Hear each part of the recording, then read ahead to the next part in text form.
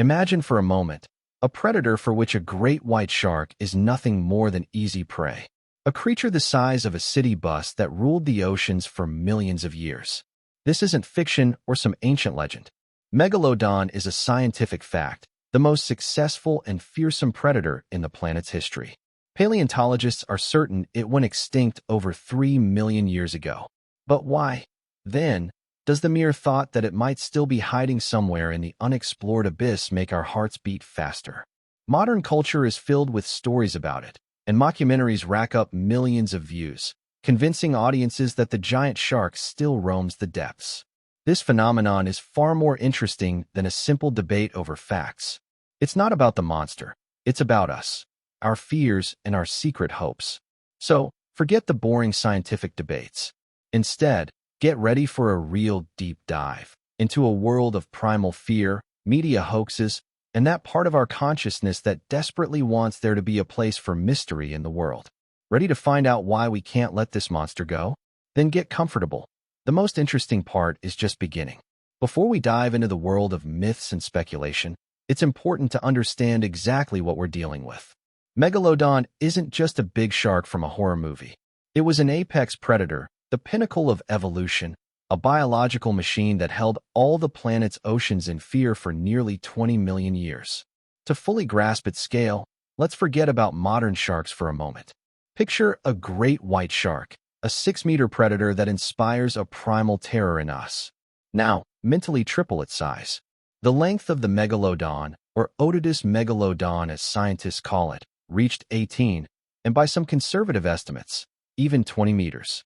That's comparable to the length of a railroad car. The weight of such a giant could exceed 60 tons, like 10 adult African elephants. Next to it, the great white shark, the most formidable predator in today's seas, would look like a wolf next to a grizzly bear. Dangerous, but in a completely different weight class.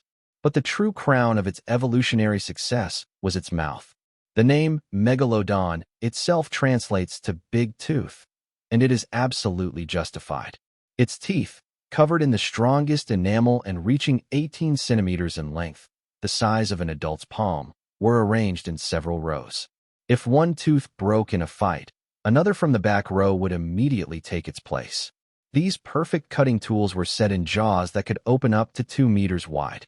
The bite force was monstrous, estimated to be powerful enough to easily crush the rib cage of an ancient whale. No other creature in the ocean possessed such a weapon, and it used this weapon masterfully. Megalodon was not a clumsy giant or a scavenger. It was an active and calculated hunter. Its primary prey was large marine mammals, ancient whales, dolphins, and giant manatees. Paleontologists, studying bite marks on fossilized bones of its victims, have reconstructed its tactics, and they were brutal and effective. Megalodon didn't just attack blindly. Most likely, it delivered a first, lightning-fast strike from the depths, aiming for vital points, the tail or fins. After immobilizing its prey and depriving it of the ability to escape to the depths or surface for air, it would deliver the final, fatal bite. Its dominance was absolute and global. Megalodon teeth are found all over the world, from the coasts of America to Japan and Australia, which speaks to its incredible adaptability. For millions of years, during the Miocene and Pliocene epochs, it was the king of the ocean, with no natural enemies. Any other creature, no matter how formidable, was either a competitor for food or food itself. It's important to understand. All of this is not speculation or the fantasy of screenwriters. These are conclusions drawn from thousands of fossils. Megalodon was real. It was the embodiment of nature's power and primal terror. And it is this reality that makes the subsequent myth of its survival so captivating. After all, it's one thing to believe in a fairy tale dragon, and quite another to entertain the possibility that the most perfect predator in the planet's history might not have disappeared forever, but simply retreated into the dark, unexplored depths, biding its time. Science has delivered its verdict. The Megalodon went extinct millions of years ago. So where did this obsessive idea that it might be hiding somewhere in the ocean depths come from? This belief didn't arise from nothing. It has a very real, almost fantastical scientific basis, a story that once shook the world and made us question what we know about the life and death of entire species. This story began in 1938 in South Africa. Marjorie Courtney Latimer, the curator of a small local museum, was inspecting a fisherman's catch in search of unusual specimens for her collection. Among a pile of familiar fish, she noticed something incredible: a large, bluish fish covered in thick, armor-like scales with strange, limb-like fins. She had never seen anything like it, and, realizing she had something unique, sent a sketch to the renowned ichthyologist J.L.B. Smith. Smith's response went down in the history of science. He was stunned. The creature in the drawing wasn't just a rare fish. It was a coelacanth, a representative of a group of fish believed to have gone extinct 66 million years ago, along with the dinosaurs. This discovery had the effect of a bombshell. Finding a living coelacanth was like encountering a living triceratops in the Amazon jungle. The scientific world was in shock. It was the first documented case of the so-called Lazarus effect, when a species long thought to be extinct resurrects. It turned out that these ancient fish had simply moved to greater depths, into dark underwater canyons, where they had been hiding from human eyes and science for tens of millions of years. It was this very discovery that became the seed from which the modern myth of the Megalodon grew. It set a powerful precedent and gave supporters of theories about surviving prehistoric monsters their main, almost irrefutable argument. The logic was simple and devastatingly convincing. If the coelacanth, which disappeared from the fossil record 66 million years ago, could survive the cataclysm that wiped out the dinosaurs and live to this day, then why couldn't the Megalodon do the same? After all, it disappeared only 3.6 million years ago. In geological terms, practically yesterday. This question became a psychological anchor for everyone who wanted to believe. It moved the idea of a living megalodon from the realm of pure fantasy into the realm of theoretical possibility. Belief in the giant shark was no longer a fairy tale. It had gained a science-like basis. If the ocean could preserve one living fossil in its depths, who could confidently say that another, much larger and more dangerous one, wasn't hiding there? Thus, the modern legend was born. Initially, it was just a romantic hypothesis, a fascinating what-if. But over time, especially with the rise of the internet and growing distrust of official institutions, this idea mutated. It merged with conspiracy theories, and now the lack of evidence for the megalodon's existence is seen by many not as confirmation of its extinction, but as proof that scientists and governments are deliberately hiding the truth. A simple hope for a miracle has turned into the certainty that the ocean's greatest secret is being kept from us. To understand why the idea of a living megalodon is so captivating, we first need to look not into the ocean, but deep into human psychology. Within each of us lives an ancient, instinctive fear that scientists call thalassophobia, the fear of deep, dark water. This isn't just a fear of drowning. It's a terror of the boundless, empty, and hostile environment where we are completely helpless. And it is this fear that serves as the fertile ground on which legends of sea monsters grow. Our brain is wired in such a way that it cannot tolerate a vacuum.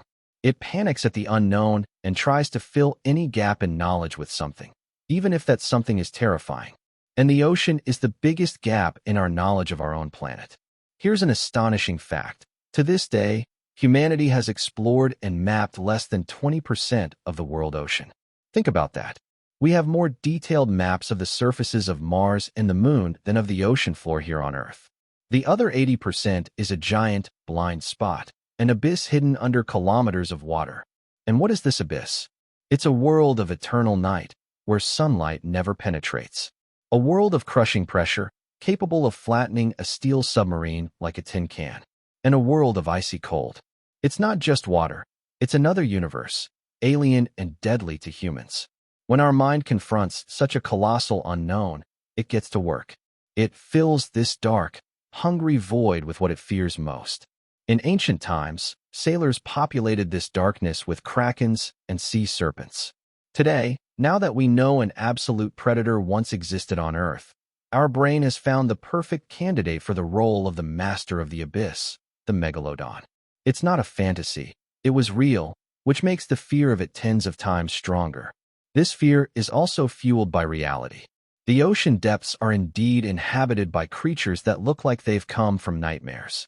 Take, for example, Deep-sea gigantism, a mysterious phenomenon that causes some inhabitants of the abyss to grow to abnormal sizes. Isopods that barely reach a centimeter near the shore turn into giant isopods the size of a football at great depths. And what about the goblin shark with its alien-like extendable jaw? Or the vampire squid that turns itself inside out to scare off predators? These creatures prove that nature's wildest fantasies are already a reality. They seem to tell us, if we exist, why can't something worse? Finally, this psychological cocktail of fear and imagination is seasoned with stories of the ocean's real, non-fictional power. Stories of human vulnerability in the face of the elements always resonate. One of the most incredible is the story of the Salvadoran fisherman José Salvador Alvarenga. In 2012, his boat was swept away by a storm into the open ocean. He survived. Alone.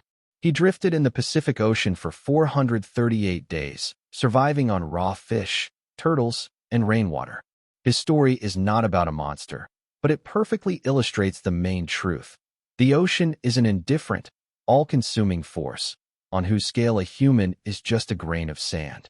It is in such a world, vast, 80% unknown, hostile, inhabited by real monsters, and capable of forcing a person to fight for their life for over a year, that the existence of the Megalodon seems not just possible, but almost logical. It is the perfect embodiment of all our subconscious fears of the abyss. It is the very terror that we feel should be lurking in that endless, dark water. If the story of the coelacanth was the spark, then the powerful fuel that turned this spark into a global fire of belief was modern media. And the main role in this was played by a TV channel from which it was least expected, Discovery Channel. In 2013, as part of its famous annual Shark Week, the channel aired a film that forever changed the game and, without exaggeration, created an entire army of believers in a living megalodon. The program was called Megalodon, The Monster Shark Lives. And it wasn't an ordinary documentary. It was a skillfully crafted mockumentary, a pseudo-documentary filmed in the style of a scientific investigation. And therein lay its genius and its deception. The film didn't just talk about the Megalodon. It presented evidence of its existence here and now. Viewers were shown everything they had been craving. Mysterious sonar signals tracking an object the size of a whale, but moving at the speed of a torpedo. Blurry footage from a found deep-sea vehicle showing a giant tail flashing by. And even a dramatic story of an attack on a South African vessel, after which it disappeared without a trace. Experts, marine biologists with serious faces, commented on the events with alarm, built theories, and embarked on a dangerous expedition to hunt down the monster. To the untrained eye, everything looked absolutely real. High-quality filming, convincing acting from the scientists, the use of scientific terminology, all worked to create an illusion of authenticity. Even fabricated historical facts were used. One of the most striking examples was an old black-and-white photograph from World War II, showing a huge shark fin next to a German submarine. According to the film's experts, the shark's length had to be at least 20 meters. It was a shocking, compelling image, and it was a 100% fake, created with photo editing. The effect of the film was staggering. Megalodon, The Monster Shark Lives became the highest-rated program in the 26-year history of Shark Week, drawing nearly 5 million viewers. Social media exploded. Thousands of people wrote on Twitter and Facebook that they were terrified and thrilled that the Megalodon was real. According to polls, over 70% of viewers believed the film was a documentary. The scientific community was furious. Real marine biologists were inundated with questions from journalists and the public. They accused Discovery of betraying its mission, to educate, not to mislead for the sake of ratings. But it was too late. The wheels were in motion. At the very end of the 2-hour film, for just a couple of seconds, a tiny disclaimer appeared on the screen, stating that some events and characters were fictionalized. But almost no one noticed it. Discovery not only didn't apologize, but, seeing the colossal success, released a sequel the following year, Megalodon, The New Evidence, which became even more popular. The channel deliberately engaged in deception and proved a simple but frightening truth. In the modern era, a plausibly told lie can be far more influential than the boring truth. They didn't just make a film. They conducted a massive social experiment that showed just how badly people want to believe in a miracle or a monster. And this media bite left a scar on the consciousness of millions that has yet to heal. If the Discovery Channel tricked millions into believing the Megalodon exists, Hollywood took the next, much larger step. It turned that fear into a thrilling and commercially successful attraction. In 2018, the blockbuster The Meg hit the screens, and this film definitively cemented the prehistoric shark status as a global pop culture icon. It showed that primal terror can not only be experienced, but also eagerly bought in the form of a movie ticket. Few people know that the film's journey to the screen took almost 2 decades. The book by Steve Alton, Meg, a novel of deep terror, on which the film is based, was published back in 1997, and the film rights were bought almost immediately. But the project got stuck in development hell for years. Studios, including Disney and New Line Cinema, took it on and then dropped it, one after another, not knowing how to approach such material. It was only with the advancement of computer graphics to the required level and the emergence of the right concept that it became possible to bring this primal nightmare to life as a spectacular summer action movie. It was The Meg that produced the key psychological transformation in the perception of the monster. It took that formless, irrational fear of the abyss that lives in all of us and packaged it into a safe, predictable, and incredibly spectacular format. Unlike Discovery's mockumentary, which left behind an unsettling feeling of what if it's true, the Hollywood blockbuster offers the viewer a complete, closed loop. Here the monster appears, here's the hero, the invincible Jason Statham, here's their epic battle, and here's the predictable victory of man over nature. The film didn't try to be realistic.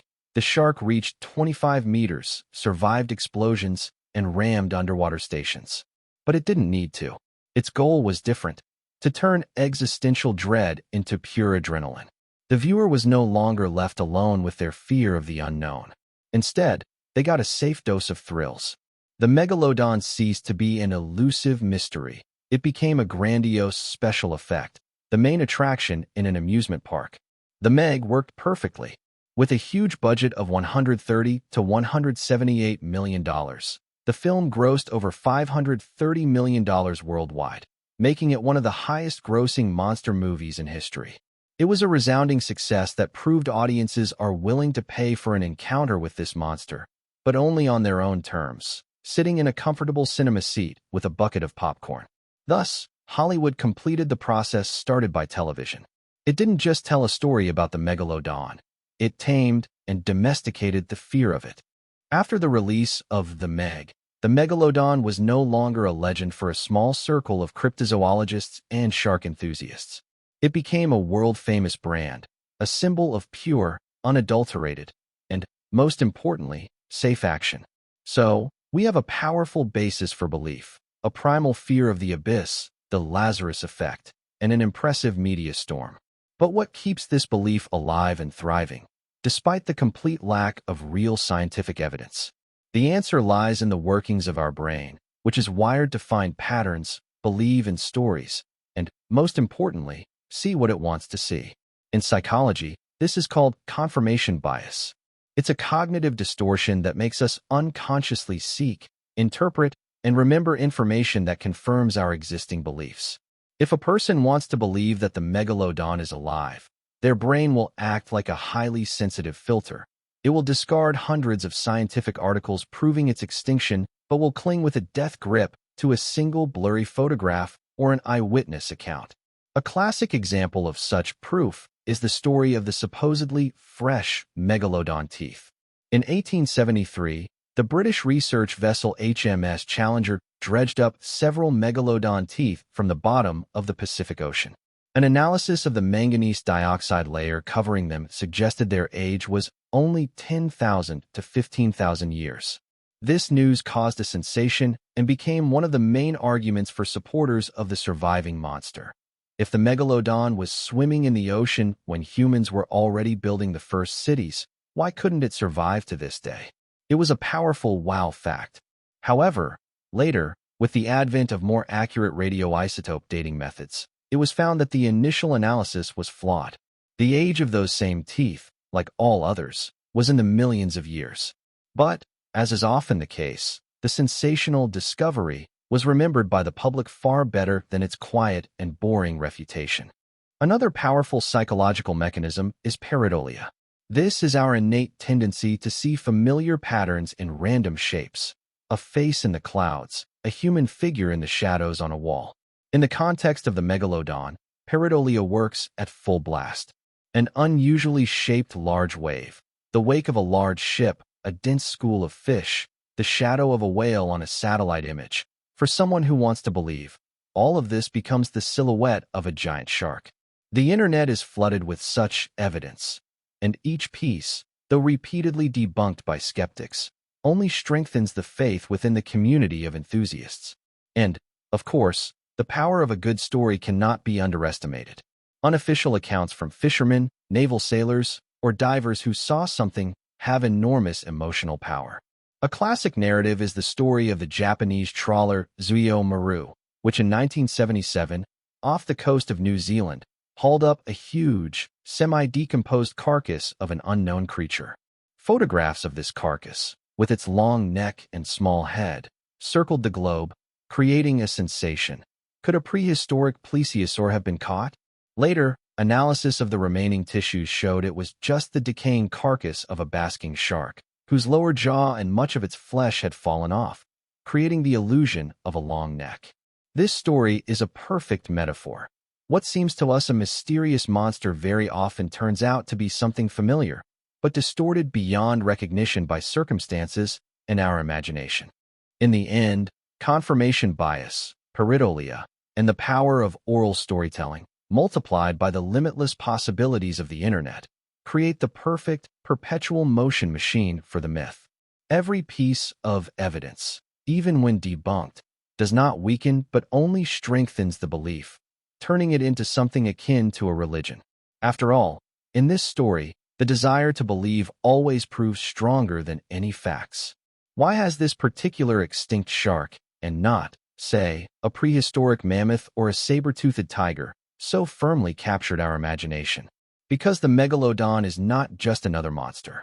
On a deep level, it has become a powerful symbol that reflects the key fears and desires of modern humanity.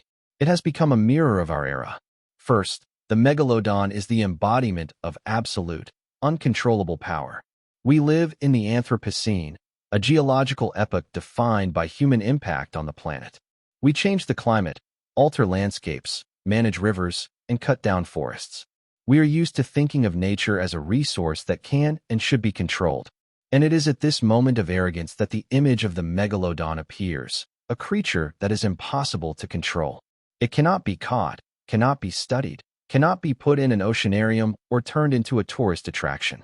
The very thought of it is a powerful reminder that there are forces beyond our control. It seems to say to us, "You think you're the masters of this planet? Think again." In ancient times, this role was filled by gods, titans, and leviathans. In our supposedly rational culture, this niche has been filled by a very real predator from the past.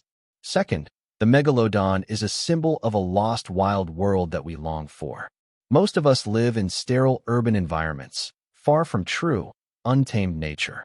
For us, the wild world is beautiful pictures in documentaries or the fenced-off territory of national parks. We desperately romanticize the past, when the world was truly wild, dangerous, and majestic. The Megalodon is a living fragment of that prehistoric world, a ghost of an era when the planet was ruled not by humans, but by giant monsters. The belief that it survived is a subconscious desire for at least one corner of that primal, ferocious world to remain untouched. It's a fantasy that somewhere out there, in the depths, a world without humans still exists, a world of pure, animalistic power. And third, the Megalodon is the last great mystery here on Earth. We have conquered Everest, reached both poles, and landed on the moon. The final frontier is generally considered to be space. But space is something abstract, distant, and cold. The discovery of microbes on Mars would certainly be a great event, but it wouldn't touch our primal instincts. The deep ocean, however, is a different matter. It is the last unexplored territory on our own planet, mysterious and frightening. Yet right here, beneath us. And the Megalodon is the grand prize, the ultimate secret, the final boss of this uncharted territory. The possibility of its existence turns ocean exploration from a routine scientific task into a thrilling adventure in the spirit of Jules Verne. Thus, the interest in the Megalodon is not just a love for horror films. It's a complex cultural phenomenon. The Megalodon has become for us a symbol of humility before the power of nature, nostalgia for a wild world, and, most importantly, a symbol of hope that even in our studied and predictable world, there is still room for a truly breathtaking mystery. We figured out why we so desperately want to believe in a surviving Megalodon. But what does science itself say about it? If we set aside emotions, conspiracy theories, and Hollywood special effects, the verdict of scientists, unfortunately, is unequivocal, cold, and final. Otodus Megalodon is extinct. And the evidence for this is so convincing that there are no disputes on this matter in the scientific world. First, let's talk about food. The Megalodon wasn't just a predator. It was a highly specialized gourmand. To sustain its massive 60-ton body, it needed to eat more than a ton of food per day. Its main diet consisted of smallish ancient whales like cetatheres, which were abundant in the warm, shallow seas of the Miocene epoch. It was a perfect buffet. But then everything changed. An ice age began on the planet. The world's sea levels dropped, the oceans began to cool, and many of the shallow seas that served as nurseries for whales simply disappeared. The Megalodon's food source, those same whales, either went extinct or evolved into larger, faster creatures that also migrated to the cold, krill-rich polar waters. And the Megalodon, being a warm water shark, simply couldn't follow them into the icy water. The king lost his kingdom and his feast. Second, and this is perhaps the most irrefutable argument, is the teeth. Sharks constantly lose and regrow their teeth throughout their lives. A single Megalodon could shed several thousand teeth in its lifetime. Now imagine an entire population that lived for millions of years. That's why we find their teeth literally all over the world. They are one of the most common fossils. But here's the key fact. There is a very clear time boundary. We find countless teeth that are older than 3.6 million years. And then, nothing. A complete, absolute silence in the fossil record. If even a small population of megalodons had survived to this day, we would inevitably find their fresh teeth, a few thousand or even hundreds of years old. The ocean floor would be littered with them. But there are none, not a single one. Finally, imagine the colossal impact such a predator would have on the modern ecosystem. The existence of a 20-meter superpredator would be impossible to hide. We would constantly find the carcasses of whales and great white sharks with giant bite marks. The behavior of modern marine animals would be completely different. Orcas, which are now considered the top of the food chain, would behave much more cautiously, knowing that there is someone in the depths for whom they themselves are just prey. But none of this is happening. The ocean lives as if there is no megalodon in it. The rational part of our brain, upon hearing all this, should agree and close the subject. But this is where the most interesting part begins. Because reason says no, but our heart, our imagination, raised on myths and adventures, stubbornly whispers, but what if? What if they just went to an extreme depth, into the Mariana Trench, where we can't look yet? What if they hunt so rarely and so stealthily that we just don't notice the signs? After all, we haven't explored 80% of the ocean. This loophole, you can't prove it doesn't exist because you haven't looked everywhere, is the main trump card of all believers. And this argument cannot be refuted with logic, because it is based not on logic, but on hope. The argument that we haven't explored 80% of the ocean has always been the main trump card for those who believe in a living megalodon. And for a long time, it was quite a weighty one. But today, in the 21st century, the monster hunt has reached a whole new technological level. To find an elusive creature, scientists no longer need to chase it with a camera. Now, they can search for its ghost. One of the most revolutionary methods is the analysis of environmental DNA, or EDNA. Imagine a crime scene where forensic experts are looking for the smallest traces, a hair, a drop of saliva, a fingerprint. Scientists do the same thing, but on the scale of an entire ocean. Every living creature, even the largest, constantly leaves its genetic footprint in the water, particles of skin, mucus, excrement. This DNA dissolves in the water and can be caught. By taking just a liter of water from a supposed habitat, researchers can determine which species of fish, whales, or sharks have recently passed through. It is an incredibly precise tool. It was with the help of Edna that no plesiosaur DNA was found in Loch Ness, but a huge amount of eel DNA was discovered. As for the Megalodon, scientists have repeatedly conducted such analyses in deep-sea trenches and its supposed hiding places. The result is always the same: dead silence. Not a single fragment that could belong to a giant prehistoric shark. But what if it's hiding where water samples are difficult to collect? For that, humanity has eyes and hands, remotely operated vehicles, ROVs. These are true robot explorers, capable of diving to depths of 11 kilometers and operating under the crushing pressure of the Mariana Trench. Equipped with powerful floodlights, high-resolution cameras, and manipulators, they can patrol the seabed for hours, transmitting images in real time. These drones have shown us an amazing, alien world inhabited by transparent fish and giant crustaceans. They have found dozens of new species. But in all their time of operation, not one of them has captured even a shadow of something resembling a 20-meter predator. And finally, there are ears. In the ocean, sound travels much better than light. Since the Cold War, the world's ocean floor has been dotted with a network of ultra-sensitive hydrophones, acoustic monitoring systems capable of detecting the noise of a submarine's propellers from thousands of kilometers away. Today, these systems are used for peaceful purposes. They listen to the songs of whales, tracking their migrations across the planet.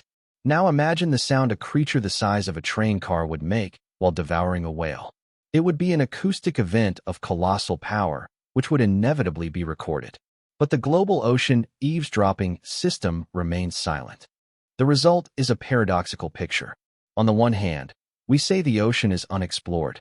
On the other, our most advanced technologies, capable of finding a genetic trace, looking into the deepest point on the planet, and hearing a whisper from the other side of the world, provide not the slightest lead. This makes the belief in the Megalodon an even more astonishing phenomenon.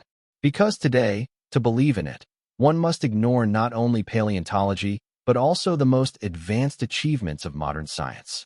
In the end, we have a fundamental conflict. On one side, cold, irrefutable, but somewhat boring scientific facts that put a period at the end of the Megalodon story. On the other, a thrilling, captivating, but completely unsubstantiated belief that the story continues. And this choice between a disappointing truth and a beautiful fantasy is one that everyone makes for themselves. It is this confrontation between reason and emotion that makes the legend of the surviving Megalodon practically immortal. We've reached the strangest and, perhaps, most important part of this story. Ask yourself a question. What would happen if tomorrow, scientists actually found a living Megalodon? Of course, it would be the greatest scientific sensation of the century. The news feeds would explode, documentary filmmakers would line up, and the discoverer's name would go down in history. But after the initial wave of euphoria subsides, something unexpected would happen. The legend would die. This is the main paradox. For the myth of the Megalodon to survive, it is crucial that it is never found. All its power, all its appeal, lies not in the creature itself, but in the question mark that follows its name. As long as it remains a mystery, it is limitless. It can be anyone, a vengeful spirit of the ocean, the last relic of an ancient world, the embodiment of primal terror. It is a blank canvas on which our imagination paints the most exciting pictures. But as soon as it is found, the same thing will happen to it that happens to any mystery after it's solved. It will be caught, or at least filmed in high resolution. It will be measured, weighed, its DNA studied. Biologists will describe its diet, mating rituals, and migration routes. It will be given a conservation status. New chapters will appear in textbooks, and perhaps new enclosures in oceanariums. And in an instant, from a mystical, all-powerful leviathan, it will turn into Otodus Megalodon, a rare and vulnerable biological species. Terror will be replaced by curiosity, and mystery by a set of facts. The magic will disappear. We already have a perfect historical example of how this works. Remember the legend of the Kraken. For centuries, tales of a giant, tentacled monster capable of dragging an entire ship to the bottom, terrified sailors. The Kraken wasn't just a monster. It was a symbol of the sea's wrath itself.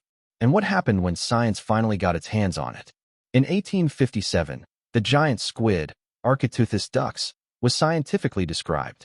It turned out the Kraken was real. It's a huge, impressive, but entirely terrestrial animal. Today, we can see it in museums or in rare footage from deep-sea cameras. It still captures the imagination, but it's no longer a myth. It's no longer an all-powerful deity from the abyss. The discovery killed the legend. The same will inevitably happen to the Megalodon. By catching it, we will not gain, but lose. We will lose that very terra incognita on the map of our world, that very island of the unknown that is so necessary for our imagination. Perhaps, subconsciously, we all understand this. And that's why the search for the Megalodon is not so much a scientific expedition as a ritual act.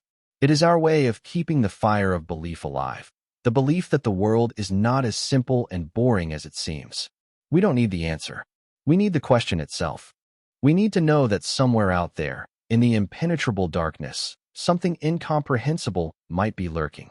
Because in the end, the search for the Megalodon is not a search for a shark. It's a search for proof that in our rational, calculated to the last detail world, there is still a place for wonder. And for the sake of preserving that wonder, we are willing to believe in the monster forever. So what's the bottom line? We began this journey with a question about a giant prehistoric shark, and we ended it by looking at our own reflection in the dark water. The legend of the surviving Megalodon has proven so resilient not because of dubious evidence or conspiracy theories. It thrives because it perfectly satisfies our deep, almost primal hunger, a hunger for mystery. Our whole story is a unique cocktail, blending several powerful ingredients. We took a real, the most successful predator in Earth's history, placed it in the only unexplored region on our planet, the dark abyss of the ocean, added our innate fear of the unknown, and generously seasoned it all with media hoaxes and Hollywood special effects. The result was not just a monster. We got the perfect modern myth. In a world where everything is counted, mapped, and explained, the Megalodon remains a symbol that the universe can still surprise us. It reminds us that we are not the absolute masters of this planet, and that beyond the limits of our knowledge, something majestic and incomprehensible still lurks. And perhaps, what we are searching for in the depths is not a monster. Perhaps we are searching for proof that even in our rational and predictable world, there is still room for a true, breathtaking miracle. And what do you think? Why has this legend taken such a firm hold in our hearts? Maybe you have your own theories or favorite stories about sea mysteries. Be sure to share your opinion in the comments. If you enjoyed this dive into the world of science, myths, and psychology, don't forget to like and subscribe to the channel. There's still a lot of uncharted territory ahead. Thanks for your company, and until next time.